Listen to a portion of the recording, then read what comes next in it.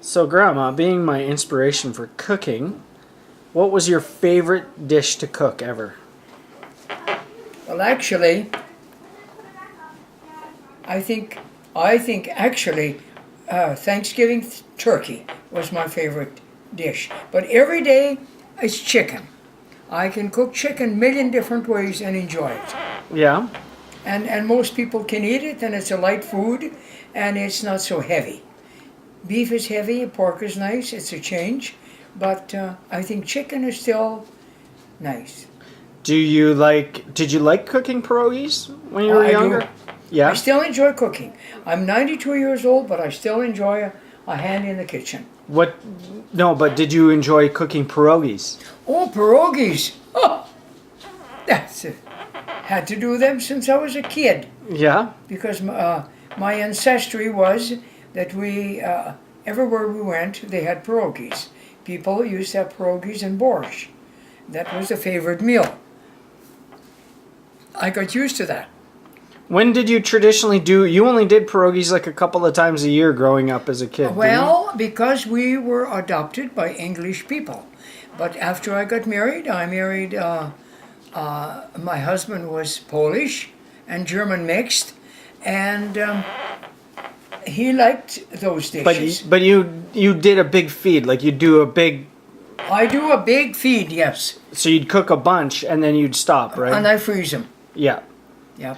And then cabbage rolls. You also did when you did pierogies. Did you do cabbage rolls at the same time? No, cabbage rolls are a different thing altogether.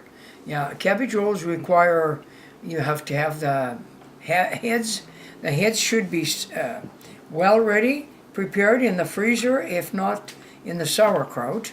Of late years, I put them in the freezer and for maybe overnight, and then I boil them in boiled water, and they would have the same tendency as they would be easy and pliable to work with. Right. You could make the loveliest cabbage rolls. But you did that at a different time than pierogies. Yes. Cabbage rolls were more for Christmas, Okay. and Thanksgiving, of course, was meat, so it'd be chicken and turkey.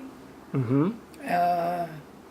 And pierogies was after I got married, and that was generally a holiday when they had the Ukrainian and the Polish people used to call it green holidays, and so it was sometime in June, early June, and there was a great big party in the church, and Dad and I always attended it.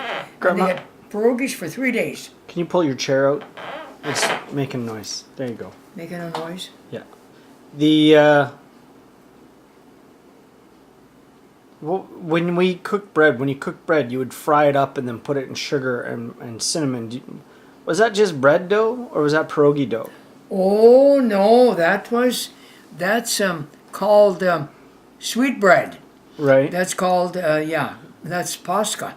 That's only an Easter bread, or maybe a Christmas bread. Yes. Oh, okay. I used to make it for Christmas too. And what else do I remember as a kid? Well, I remember the garden. Yes, we used to have a lot of traditions when you were small. Yeah. Because Grandpa was still alive, all our friends were good eaters. We could eat a lot. Sauerkraut. Uh-huh. Did a lot of sauerkraut. You canned everything. Sauerkraut I canned. It was nice for cabbage. Maybe cabbage soup for cabbage pierogies made with sauerkraut. They were nice. They were tricky, but it was good eating. Yeah. And what else? Yeah. What was your favorite thing to eat when someone else cooked? Oh, my favorite was plum pudding, turkey, Yeah. mince pie. Yeah, I miss your mince pie. And mince pie was favorite. Yeah. At Christmas, mostly was. And Christmas cake I used to bake for years, and I give all the children a Christmas cake till finally everybody used to call it chewing tobacco, and the women start dieting, and so I just kind of quit it then. I just decided no more Christmas cake one year, and that was the end of my Christmas cake. I used to make Christmas cakes till I was about 89 years old, maybe 7 or 8 of them, for each one of the children. Right. To be done different. Yeah. You had to make them in little balls. Well, they were too watery, Grandma. Yeah, I should have put a few breadcrumbs in there. Well, Grandma, making pierogies is was It's the probably, biggest thing there is. but it was probably one of the most special things that we ever got to do was eat them. That's right.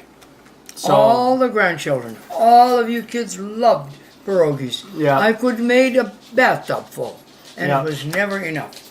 well, I thank you very much for helping us cook them and coming up with the recipe. We'll make sure that it's always there, Grandma, for everybody else to use. Well, thank you, Mark. I could have never done it without you, because I was hardly able to.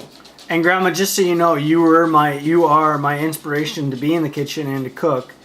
And without cooking with you as a little boy, I probably would have never cooked as much. And that's something that I do with my kids now, because it's such a special thing for me to be in the kitchen and to taste good food. And we always loved you, Grandpa and I.